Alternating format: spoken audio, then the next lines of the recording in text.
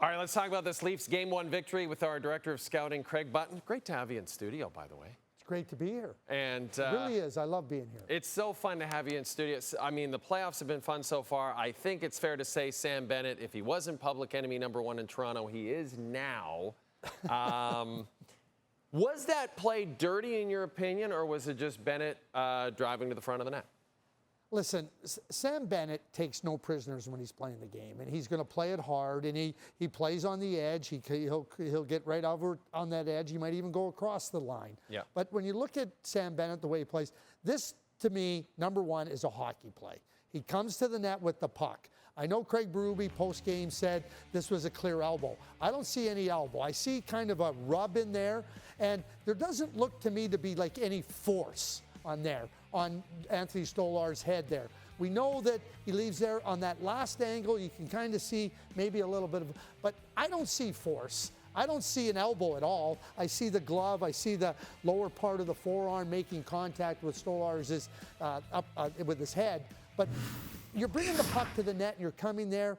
Listen, Sam Bennett is going to play in a manner that can get people upset. It can get people unsettled, and certainly he has become enemy #1, #2, #3 right now after that play with Anthony Stolarz. There's no doubt about it. Paul Maurice said the referee was right there. There was no call. Yeah. Obviously, the NHL looks at these things and they'll try to determine if there was reason for there to be supplemental discipline. I look at that play. I don't see rationale for supplemental discipline. And what's terrible about this on so many levels is that Anthony Stolarz was truly one of the great stories of the first round, was so sensational, but he was taken out on a stretcher. If he has gone for any length of time, how bad is this for the Maple Leafs? Well, you lose your #1 goaltender, and I don't think there's any question that Anthony Stolarz is their #1 goaltender. He's established himself as their go-to guy. You don't lead the lead in save percentage and be the backup. Right. You're not in a tandem anymore. Right. So now Joseph Woll gets into the net. We've seen Joseph Woll go into the net. We've seen him have some really good games. Well, it becomes incumbent upon Joseph Woll to get in there and play really well. He didn't look great in the third period, and there was some saves he made that he didn't look sure of himself. I understand that, but he's got to get himself ready to be a guy to be dependable in the net, and if he can do that, I'll have no worries. And because Joseph Woll is capable, but losing Anthony Stolarz and what he's meant to this team and the success he's had, this could be really significant for the Toronto Maple Leafs. Here's something that I think Leaf fans have to be very excited about. Third period, Florida gets 2 quick goals. It's looking rough. Matthew Knies scores a quick goal, shuts that down. And Craig Berube had a lot of praise for Matthew Knies and his hands after this game.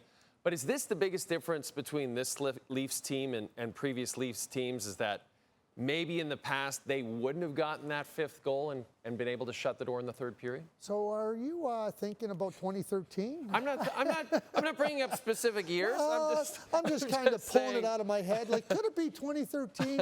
And that being said, I think this team, over the course of an 82-game season and now 6 games versus the Ottawa Senators, have been building to this point. You know the Florida Panthers are going to come and they're going to push you and they're going to try to get you really uncomfortable. I thought the Leafs started this game making the Florida Panthers uncomfortable. Yeah. And then in the third period, when the Florida Panthers started to really press, I thought the Leafs handled it pretty well. I thought they did a nice job. They got that 5th goal. Obviously, the Panthers scored to make it 5-4. But I think the whole idea is that this team needed to be different. And it looks different, and I think they showed that in this game versus the Florida Panthers. Because I think as the Florida Panthers started to push in the third period, I think their expectation was that we could find a way to get on the right side of the game. And now they know now, hey, they're facing a different Leafs team as well. Leafs had to prove it to themselves. Right. And I think that this is a good opportunity for them to build on that. And you said something there that I think is so important, that it was actually the Leafs that took the physical play to the Panthers early on in this one. My next question for you is, can they keep that up through the course of this series? Yeah, you know, the O-Dog, we all love the O-Dog. Our mutual, the O-Dog, he said, play on your toes, get after them. Don't dictate the game. Do not be waiting for Florida and respond to them. make them handle you. I thought they did. Max Pacioretty was a force. I mean, he was so physical and so good. You know, we got Jake McCabe. You now know that if you don't know you're going to be in a physical series with the Florida Panthers, then I'd ask you, what way have you been watching? Because this is the way it's going to be, and you have to sustain it. Yeah.